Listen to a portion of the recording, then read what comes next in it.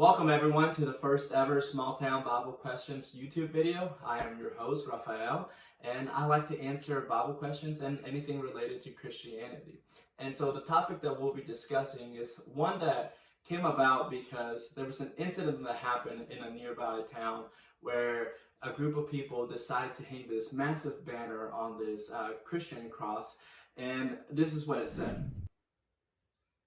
And after seeing that, it ignited a little fire in me to engage in the conversation. So this is going to be part one of a multi-series of me responding to pro-choice arguments and slogans. So if you don't want to miss any of the upcoming videos, subscribe and also hit that bell icon. That way you get notifications when I drop new videos.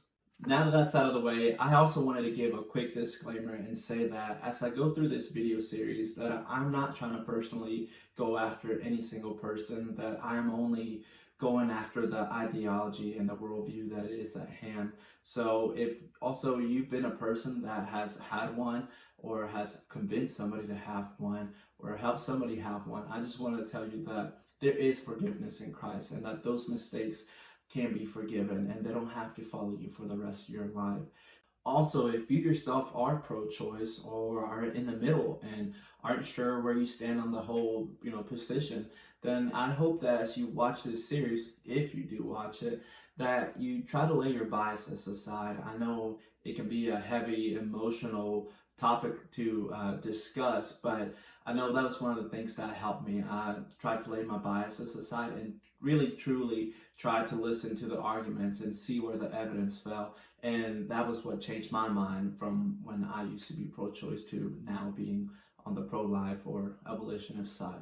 So with that being said, let's get started with the first slogan.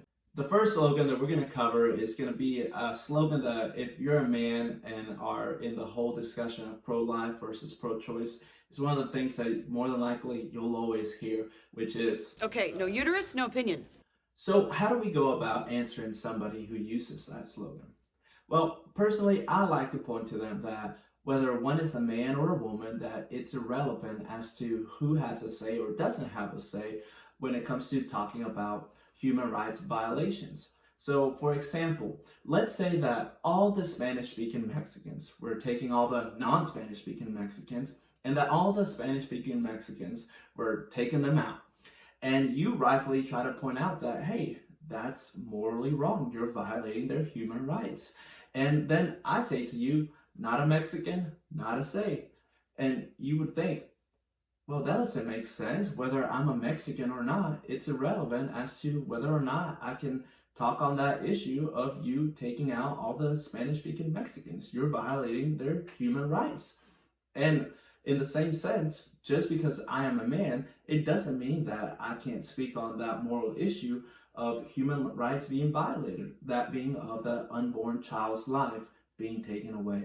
Not only that, I would also like to point out the inconsistency of the people who do use that slogan, because it does seem that for the most part, they would accept any of the opinions of men who do agree with them, just not the men who disagree with them. So in the end, gender or race is irrelevant as to who does or who doesn't have a say when it comes to human rights violations. I hope this video helped, and if you haven't followed and hit that bell notification, I suggest you do that so you don't miss the upcoming videos.